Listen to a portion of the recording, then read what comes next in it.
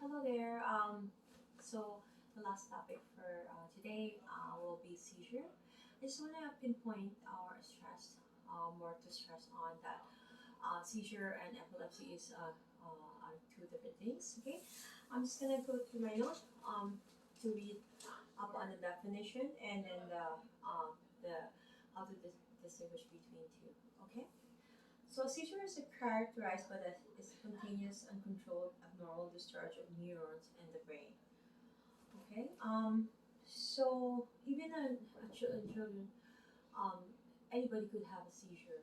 In children, if they have a fever over 140, they are prone or risk to having seizures. So it's really, really important. Okay. Because it's very uncontrolled and these are relating to the neurons, right? So it's kind of it's something that we need to address immediately. Okay, so um, the symptom of an existing disorder that affects the brain is more so what you call this a seizure. Okay, um, and for the epilepsy is more on related to cerebral palsy. Okay, so epileptic seizures are spontaneous and have irreversible cause. So it has really have a brain damage more so if somebody is having epileptic seizures. Okay, where a seizure could be just a quick reflective temporary and they just happen to um, have that existing temporary disorder, right? But then because there's a trauma or whatever, although it is not a disease, I just want to pinpoint to that. Okay, so seizure is more of like a symptom perhaps or a manifestation.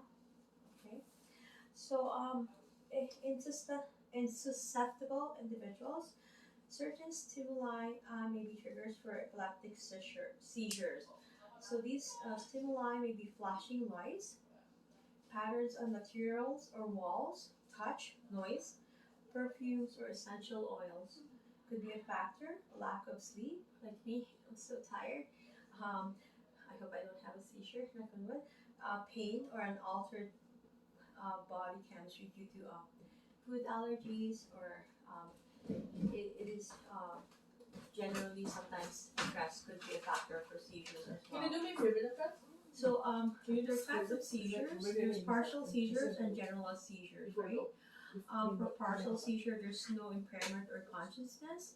So an aura or prodromal symptoms are the only manifestation. But then a partial seizure could lead to a general seizure. There's two types of general seizures, petit mal or grand mal. Petit mal is known as an absence seizure, and the symptom includes a blank stare, a transient loss of consciousness, and an increase or decrease in postural muscle tone. So that's something to look forward to distinguish. If a person is, you know, uh, seeking for therapy and that suddenly happened, okay, we need to differentiate which one is which.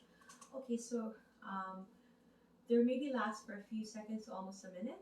Okay, there's going to be a increase and decrease in the postural muscle, right? And grand mal is also referred to as a tonic-clonic seizure. So in this case, there's going to be a tonic contraction of the muscles, right? And there's going to be a lot of bladder and bowel incontinence. There's going to be a loss of control or consciousness.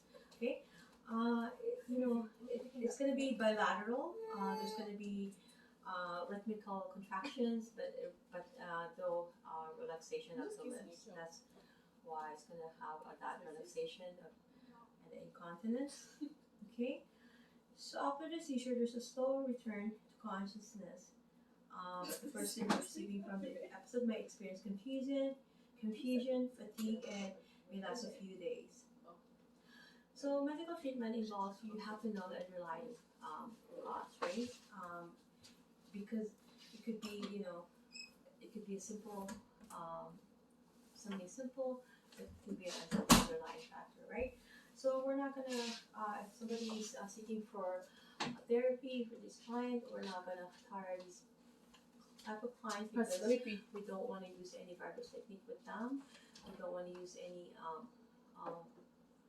prolonged treatment. We have to reduce it. If we can, in terms of massage therapy, we can do relaxation instead of therapy more so, and for the physiotherapy, we're not going to advise for them to go into any of the vigorous remedial exercises, okay?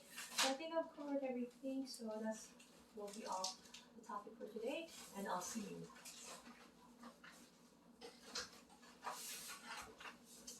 You're done, sexy? Yeah, I'm gonna go. You just. Can I pee? Oh shit.